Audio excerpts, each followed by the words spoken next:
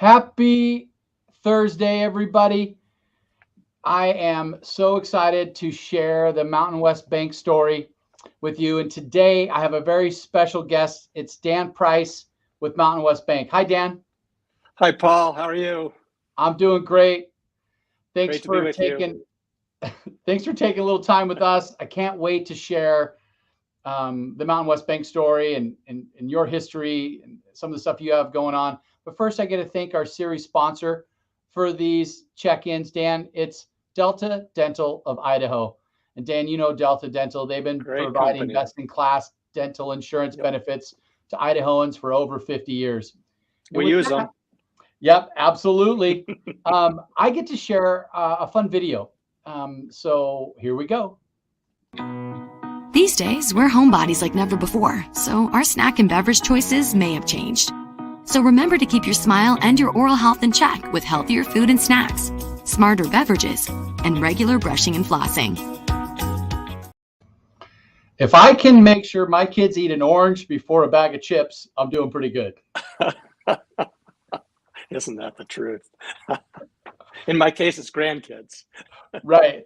Oh my gosh. So Dan, this is a great opportunity. You know, these chamber check-ins, they're for helping give awareness about our chamber members to the public and help share their products and services. In fact, Dan, you and I were in the parking garage one time, and I said, Dan, what do you think about this idea of interviewing members and broadcasting it? And what did you say? I remember. I said I think it's great because we had just started this pandemic thing. I mean, we were talking almost 2 years ago, right? Yeah, we just started the pandemic, and it was like, what are we? Where are we at? What are we doing? And I thought, wouldn't that be a great value add for the membership? And lo and behold, look where we're at almost 2 years later. You've been doing these, 2 a week for almost every single week of that. I know. Time. So thank you for that. Great.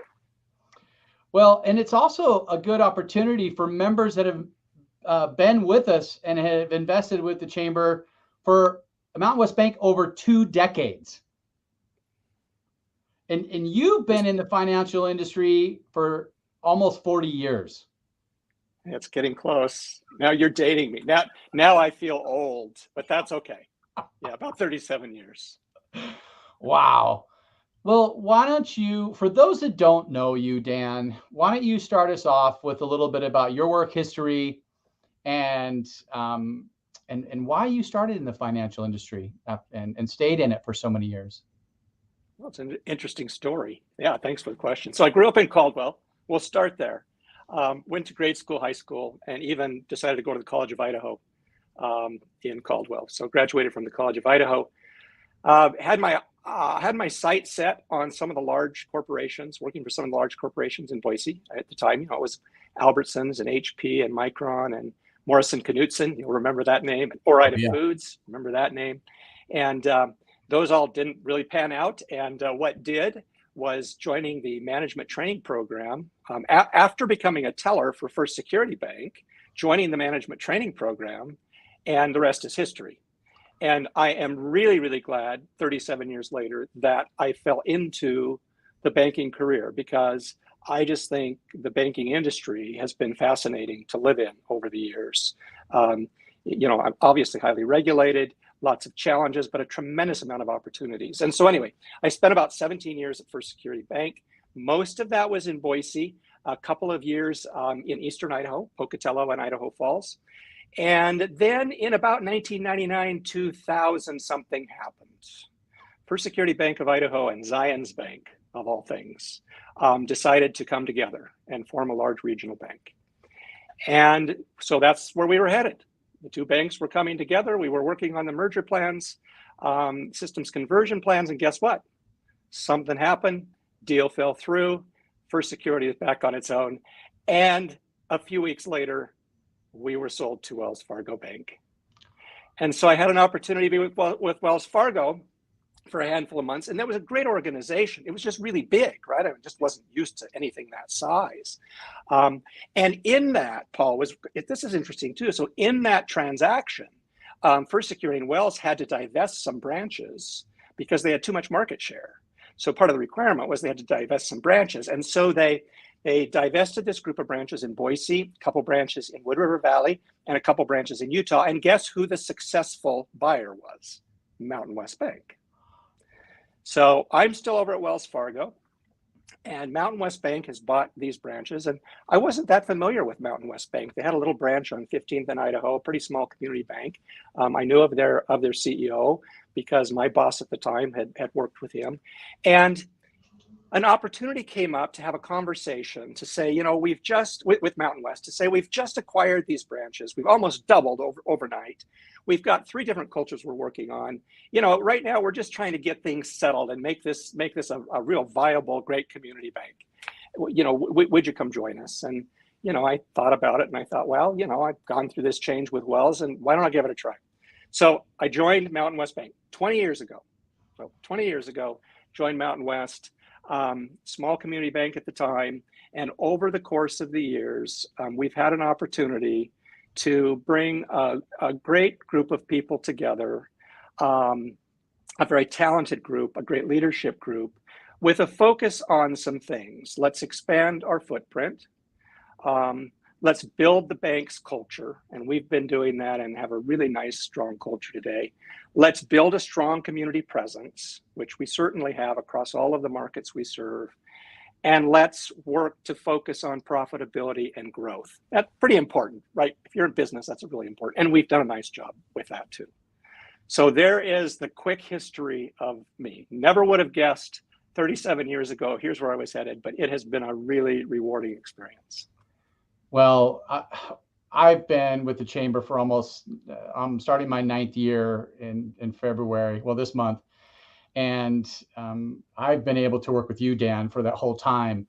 And some of the improvements that I've seen you make, you know, in the buildings on 16th and State, the build out of Meridian at the Village. I've never seen you worry or get too worked up about anything, because I always see you focus on your people.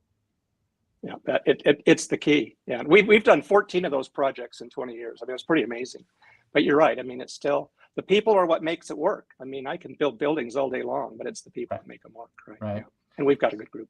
So tell us, how many branches are there here, just in Idaho, of Mountain West Bank? Well, let me just talk about kind of our bank, right? We're at 20 and a half branches, and that includes, and a half means that we have a drive-up facility here in town, so I call that a half. So 20 and a half branches. And most of those, we've got branches in northern Idaho, clear up into the Panhandle, and then of course, southern Idaho, and then over in eastern Washington, we've got, so a couple in Spokane and then up into Newport and Ione. And then we've got a sister bank down in Pocatello, Citizens Community Bank. That's part of our Glacier family of banks program, right? And they cover eastern Idaho.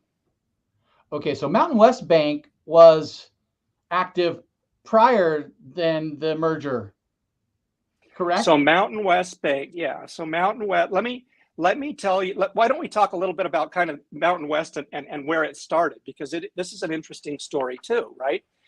So back in 1993, October of 93, and this is a little bit before my time here, there were mergers going on throughout the nation, and certainly in the state of Idaho. And in North Idaho, there had been some mergers of some banks that had come together and created a rather large bank that really lost focus in the community, lost focus on employees, lost focus on service. And there were a group of business leaders that came together and said, you know what? We really want to reform a community bank that will be in Coeur d'Alene and that we can expand out into the state of Idaho. And so this group came together, they formed a bank, and that's where it started in 1993. And then as time went on, you know, the decision was made, let's expand. And I think a lot of community banks today, especially in the state of Idaho, that's exactly where they're at. You know, let's expand into the state because there's great opportunity. And so why don't we figure out how to do that? And so you need capital. So they joined up with Glacier Bancorp, Glacier family of banks based in Kalispell, Montana. And what that provided was the infrastructure to launch and grow out the Mountain West Bank franchise. Now, Glacier, interestingly enough, is a regional bank that stretches the Rocky Mountains from Montana down to Arizona, 8 states. over 200 branches, Okay. 3,500 employees, but those and 17 individual uniquely branded banks or divisions. That's what allows us to operate very much as a community bank, because we are our own organization in the communities we serve. So it's a really, really neat model that's been really, really successful over the years. And one of the reasons that I've continued, one of the many reasons I've continued to stay with this organization, because it's a really great model. Mountain West Bank is one of those 17 brands. We have been the largest of the 17 for the last handful of years. We just lost that space, if you will, because we purchased Alta Bank, the largest community bank in Utah, and they now are the largest. But you know what? Give us a year or two, we'll be right back up where we need to be, right? So we're looking forward to that. But yeah, no, it's just been a really it's been a really interesting organization to work with. Yeah, both the Mountain West and the Glacier piece. Yeah. Well, I'm glad you talked to me about that, because I was looking at the website, mountainwestbank.com, and what happened is, and I pulled up like branches, and it pulled up, like you said, those 200 branches. I'm like, oh my gosh, I had no idea. So now it makes a lot of sense to me. Okay. All right. Hey, talking about the financial industries and the great banks we have here in town, you always find something that sets one institute different than another. And as I was looking through your website, I found something that was really cool. And you call it Financial Foundations. Tell me more about that. Well, first of all, I'm glad you found it, because it's a wonderful program and it's a hidden gem, and it shouldn't be. So I'm really glad you found that, and we can talk for a few minutes about it. So we partnered up with a company a handful of years ago by the name of EverFi. And EverFi provides a platform to provide financial education to various groups. And so we used Financial Foundations initially to bring into the schools throughout our footprint, both ours and Glacier's footprint, and so that students could learn the fundamentals of financial management. And that was so successful, we said, well, why don't we, can't we just put this on our website and give free access to anyone that wants to? And so it's out on our website now under the education tab. And, students can look at it, families can work with it together, adults can work with it, small businesses can work with it. And it's a great resource, obviously, still for the schools. And it's really a good resource for nonprofits who might be working with folks that need additional financial education. And we have definitely partnered with a few nonprofits to offer that. And again, it's offered free of charge. Here is, I'm going to show the website. So it's mountainwestbank.com.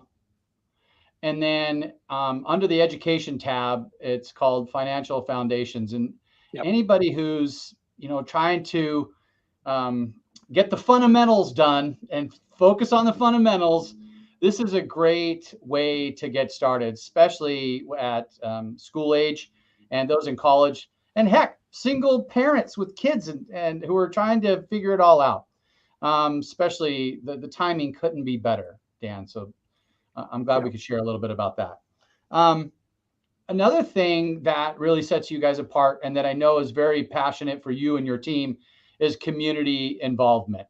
And I saw some things like Days of Caring and the Graffiti Project.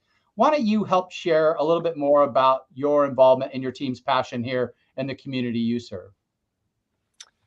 Yeah, thanks for that question, Paul, because this is an area, this is such a big focus of community banks in general, right? And it is a huge focus of ours.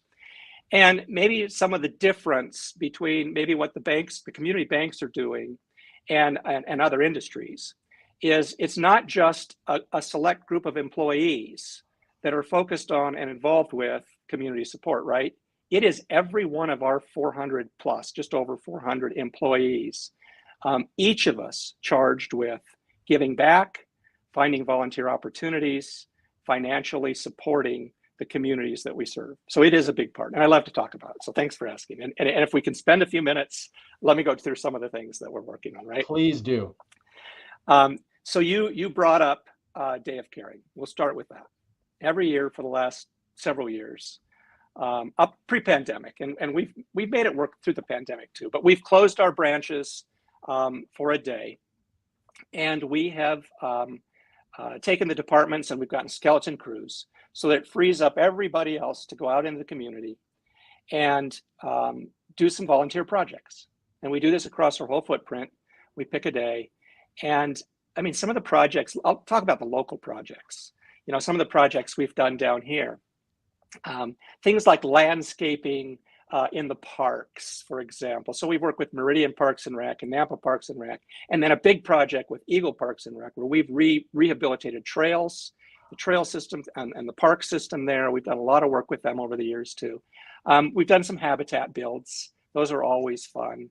You know, and then we've done routine painting, landscaping, sprucing up, cleaning up. Places like organizations like Boise Rescue Mission, Boise City Ada County Housing Authority, that has several apartment buildings throughout the area, right? Idaho Youth Ranch. I remember sorting books for them a handful of years ago. That was fun. And then, you know, we had a really fun project a couple of years ago. In fact, I think it was just before the pandemic, an organization called Sleep in Heavenly Peace. And I don't know if people are aware of this. So they're out here in Meridian. I think they're still out here. And we went out and we built bunk beds for a day. So we bought the lumber. They showed us how to build it. You know, we're bankers. We're not really, you know, we don't build well, but they taught us and we did well. And what we did is then provided bunk beds to families throughout southern Idaho, where kids were sleeping on the floor because they didn't have a bed. So, I mean, you talk about a really cool, heartwarming project. That was a fun one.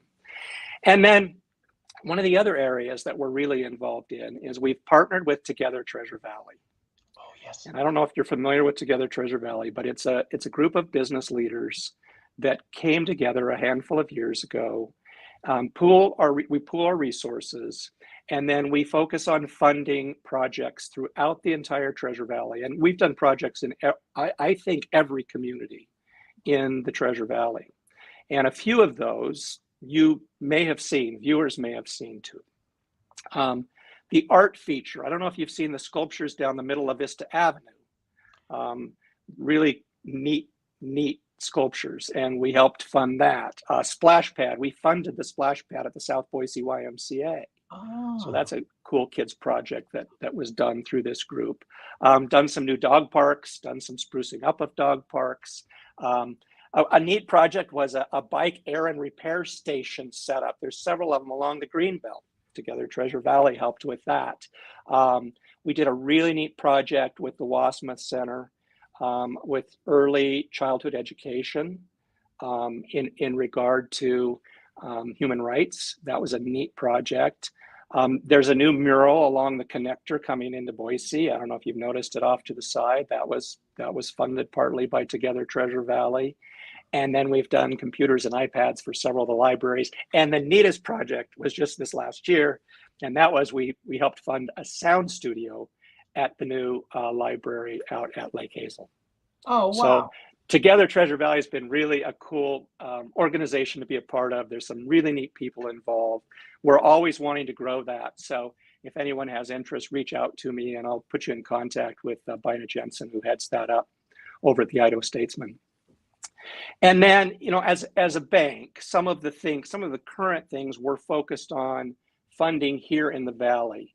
I mean, there's a lot of organizations we're helping fund on a small to mid-sized basis. But some of the larger projects that we've invested in or will be investing in, the Idaho Youth Ranch Center for Healing and Resiliency in Caldwell. If you haven't had a chance to go see that facility and talk to Scott Curtis from the Idaho Youth Ranch, do it, because what they're putting together is incredible out there. It's an incredible piece of property. It's an incredible project that's going to help out a whole lot of kids here in the state of Idaho. So that's been a neat one. We've been a longtime sponsor of United Way. I think we're one of the top 25 companies here. And then we support, certainly up in North Idaho, the United Way up there, do a lot of work with them. We've been very active through the schools, mostly pre-pandemic, but as we're able the last 2 years with junior achievement. We love getting into the schools and using the junior achievement curriculum to work with the teachers. And then our most recent commitment that some may not be aware is even happening is we've made a commitment to the St. Alphonsus Neurotrauma Intensive Care Unit.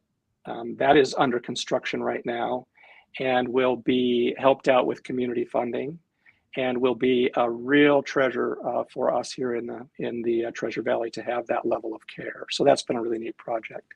And then lastly, and I think this is really important, is we're fortunate to work with a lot of customers that are doing a lot of great things in the markets we serve. And that's always fun to work with. And specifically, some of the developers that we're working with and we're able to help them finance, we're providing financing for. They're low to moderate income housing, workforce housing, multifamily units, and so on. I'll tell you what, there's some great projects going on in this area, going on in other areas of the state that we've been able to help finance. So that's always neat too. So yeah, I could talk all day about that. I mean, that is a lot of the fun part about being involved in banking, especially in community banking. And it again, it's just another one of the reasons that I really, really enjoy what I do. Wow, that's so inspiring, Dan. Thanks for sharing all that. I had no idea. Thank you for informing me again and sharing those things that you guys are passionate about, and especially Together Treasure Valley. You see that in the paper. You don't really know what it is. And that is a great explanation of that project and that partnership with the Statesman as well. Yeah, and Paul, we're looking for projects. So if anyone has projects that they want to have us take a look at, again, get in touch with me and I'll get you in touch with the right folks and look at those on the board too. Yeah. Awesome. Well, hey, we have a couple more minutes, Dan, and I just wanted to thank you for your commitment to us as well. Just let everybody know you are our treasurer on our board of directors. Also, you've helped build our building as well. So thank you for that commitment. And every time I see you, Dan, we get to come into each other's offices, and we just like take a load off, right? And we just have a conversation, and I love that, right? It's always fun to catch up. Yep. About what both families are doing and so on. So that's fun. Yep. Yeah, absolutely. Well, is there anything else before we leave that you'd like to share? Yeah, let me share a couple of things. Thanks for the opportunity, first of all, to visit with you, Paul. Like you said, it's always fun. Upcoming, you asked me about what upcoming things might we have. Well, stay tuned. The next couple of weeks, you might hear about a little project we've got going somewhere here in the state. I'll just leave it at that. Secondly, we're always looking for great people. There's my shameless plug, right? But I know we all are. I mean, everybody, all the businesses are, all the banks are. And then lastly, Paul, and this is really important, you talked about our involvement in the chamber, and the reason we're involved in the chamber, and not just this chamber, but chambers throughout the Valley. But the Boise Metro Chamber has such a quality staff. I mean, you've talked about your longevity with the organization. You're one of a handful of folks that have been there a long time. You've done a great job. It's so appreciated. The staff there is so great. I get to work with Deborah Hackler, because I'm the treasurer, and she does all of the accounting and finance for the chamber, and she's just been a delight to work with. Just so good at what she does. Had a chance to work, had a chance to work with Bill Connors. What a great leader of the organization, and many others within there. But I want to thank you and the chamber team for what you do for the business community. And I've gotten to see so much of what's happened the last 2 years with the pandemic, and the things the chamber has done to back the business community and support the business community. So I would just want to say thank you too for everything that you've done. It's greatly appreciated. Wow. Thank you so much for those comments as well, Dan. Well, hey, I know you're busy. You got lots of stuff to go to do, and I can't wait to hear what's coming up as well. And have a great weekend with your family. And enjoy this start to 2022, my friend. You do the same. Thanks, Paul. It's good to see you.